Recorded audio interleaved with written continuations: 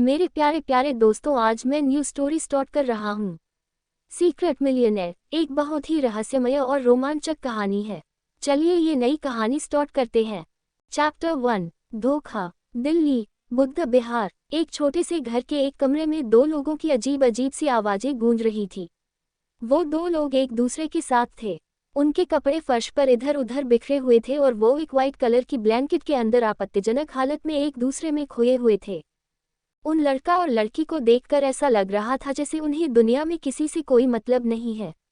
वो दोनों बस अभी अलग ही दुनिया में थे। कुछ घंटे के बाद वो दोनों आराम से बेड पर लेट गए। तभी वो लड़की उस लड़के के सीने से लगते हुए बोली, विक्रम बेबी, तुमने तो मुझे आज खुश कर दिया। जो बात तुम में है वो मेरे पति में कहाँ। वो तो एक नंबर का निकम्मा और यूजलेस है। उसे तो कुछ भी नहीं आता। उसे तो ये भी नहीं पता कि अपनी वाइफ को कैसे खुश किया जाता है। उसके साथ तो मुझे सोने का ही मन नहीं करता, पर तुम्हारे साथ तो क्या बताऊं, मैं बस मजा ही आ जाता है। उस लड़की की बातें सुनकर विक्रम हंसते हुए बोला, वैसे कमाल की तो तुम हो मिताली बेबी। मैं जो तुम्हें खुश करता हूँ, इसकी जिम्मेदार सिर्फ तुम हो। तुम मुझे इतनी एक्साइटेड कर देती हो कि मैं पूरी तरह से तुम में खो जाता हूँ। वैसे ये बताओ, तुम्हारा ये यूजलेस हस्बैंड अभी है कहाँ? तानिया मुंह बनाए और बोली, वही रोज की तरह मजदूरी करने गया है। किसी काम का नहीं है वो। क्या सोचकर मैंने उससे शादी किया था कि भले ही वो गरीब है लेकिन स्टडी में बहुत अच्छा है, तो आगे चलकर वो एक अच्छी जॉब करेगा और उसकी पर्सनैलिटी मस्त है तो वो मुझे खुश करेगा।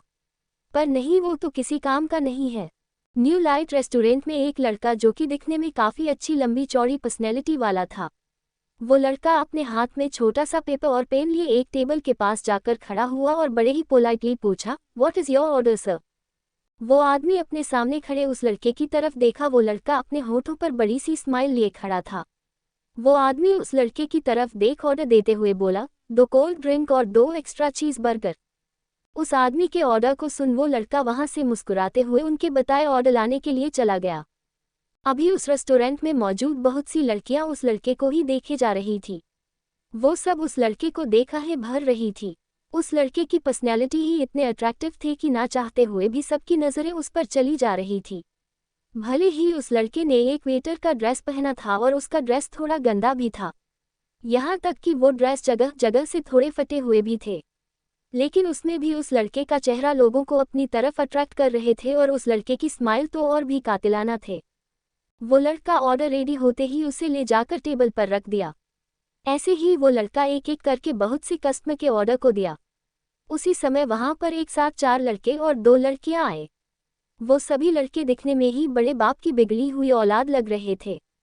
सामने एक साथ खड़े सभी वेटर उन लड़के और लड़कियों की तरफ देखते हुए उस लड़के बोले, यार यक्षु, ये सब तो दिखने में ही बहुत बदतमीज लग रहे हैं। अब तू ही जा और तू ही उनसे ऑर्डर लेकर आ। वो सब हमें बिल्कुल सही नहीं लग रहा है। एक नंबर के बड़े बाप के बिगड़े हुए औलाद लग रहे हैं।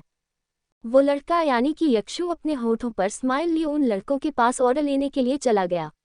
यक्षु उन सबसे उसी तरह होठों पर स्माइल लिए उनका ऑर्डर मांगा। वो लड़के और लड़कियां यक्षु की तरफ देखकर बोले, 6 कोल्ड कॉफ़ी और 1 large paneer cheese pizza. Order मिलते ही यक्षु उसी तरह अपने मैग्नेटिक स्माइल के साथ उन सबका ऑर्डर लाने के लिए चला गया। वहां सामने खड़े सारे वेटर यक्षु को अपनी आंखें बड़ी किए हैरानी से देख रहे थे। यक्षु अपने बालों में बड़े ही स्टाइल से हाथ घुमाकर उन सब की तरफ इस तरह से देखा, जैसे मानो वो उन सब से कह रहा हो, देखा, यक्षु का चार्म ही ऐसा है कि कोई भी उससे इम्प्रेस हुए बिना नहीं रह सकता। सब पर उसका जादू चल ही जाता है। कुछ देर बाद यक्षु उन लड़के और लड़कियों का ऑर्डर लेकर उन सब के पास आया और वही उनके सामने उनके कोल्ड ड्रिंक रखने लगा। ड्रिंक रखने के बाद वो पिज्जा रखा। फिर जैसे ही वो कॉफ़ी रखने वाला था कि तभी वो कॉफ़ी को रखने लगा, पर अचानक ही वो कॉफ़ी मग यक्षु के हाथ से छूटकर उन लड़के और लड़कियों में से एक लड़की के ऊपर गिर गया। ये होते ही वो लड़की के मुंह से जलने के कारण एक दर्द भरी आह निकल गई। उस लड़की के पास बैठा लड़का जब ये देखा तो उसे यक्षु पर बहुत तेज गुस्सा आया। यक्षु ने भी जब ये देखा कि कॉफ़ी उस लड़की के ऊपर गिर गया है तो वो घबराकर तुरंत बोला, आई एम सॉरी मैम, मुझसे गलती से स्लिप हो गया। I am realty very very sorry. लेकिन वो लड़की यक्षु को गुस्से से घूर कर देखी। तभी उसके बगल में बैठा वो लड़का गुस्से से उठा और सीधे एक थप्पड़ खींचकर यक्षु के गाल पर मार दिया। थप्पड़ पड़ते ही यक्षु का चेहरा एक तरफ झुक गया। वो कुछ बोल नहीं पाया।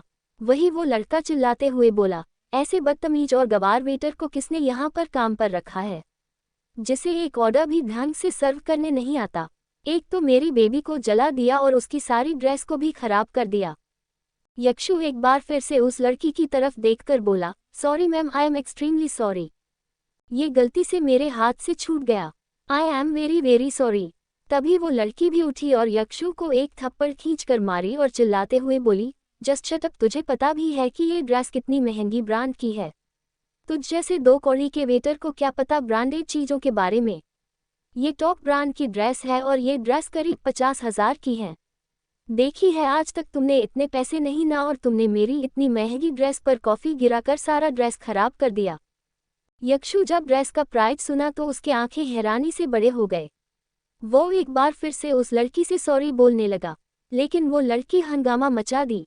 वही उसके साथ के बाकी लड़के भी यक्षु पर चिल्ला रहे थे। तभी एक आदमी वहां आया और उन लड़कों की तरह देखते हुए बोला, क्या प्रॉब्लम है, आप लोग इतना शोर क्यों मचा रहे हैं? वो लड़की चिल्लाते हुए बोली, इस रेस्टोरेंट के मैनेजर तुम हो? जिस पर वो आदमी तुरंत बोला, हाँ जी मैं हूँ यहाँ का मैनेजर। वो लड़की गुस्से से चिल्लाते हुए बोली, ये देखो तुम्हारे स्वेटर ने क्या किया है, मेरी इतनी महंगी ड्रेस को खराब कर दिया है। इस तरह के बटर को तुम लोग आखिर कैसे जॉब पर रख लेते हो? वो मैनेजर उस लड़की को सॉरी बोलने लगा, पर वो लड़की नहीं मानी और वो लगातार यक्षु की इंसल्ट करती रही और उसके साथ के लड़के भी यक्षु पर चिल्लाने लगे। इतना शोर होने से सारे कस्टमर का ध्यान उन पर ही चला गया। ये सब देख मैनेजर को भी अब गुस्सा आ गया और वो यक्षु पर चिल्लाकर बोला, तुम्हारे कारण आज हमारे कस्टमर हम पर ही चिल्ला रहे हैं। यक्षु उस मैनेजर की तरफ देखते हुए बोला, सर मुझसे गलती से हो गया और मैंने उसके लिए सॉरी भी कहा, पर वो लोग फिर भी लड़े जा रहे हैं। जिस पर मैनेजर यक्षु को घूर कर को देखते हुए बोला, बस मुझे और कुछ भी नहीं सुनना, तुम्हें आए एक दिन हुआ और तुम यहाँ रेस्टोरेंट में इतना बड़ा प्रॉब्लम खड़ा कर दिए, इससे पहले कि तुम्हारे कारण मेरे रेस्टोरेंट की इमेज डाउन हो। अभी के अभी मैं तुम्हें इस नौकरी से निकलता हूँ। ये सुनकर यक्षु घबरा गया और बोला, सर ये आप क्या कह रहे हैं सर? अभी तो कल ही मेरी जॉब लगी है और आप आज ही मुझे यहाँ से निकाल रहे हैं। बड़ी मुश्किल से तो मुझे यहाँ जॉब मिला है। प्लीज़ सर मुझे आप यहाँ से मत निकालिए, मेरे लिए ये जॉब बहुत इम्पॉर्टेंट है।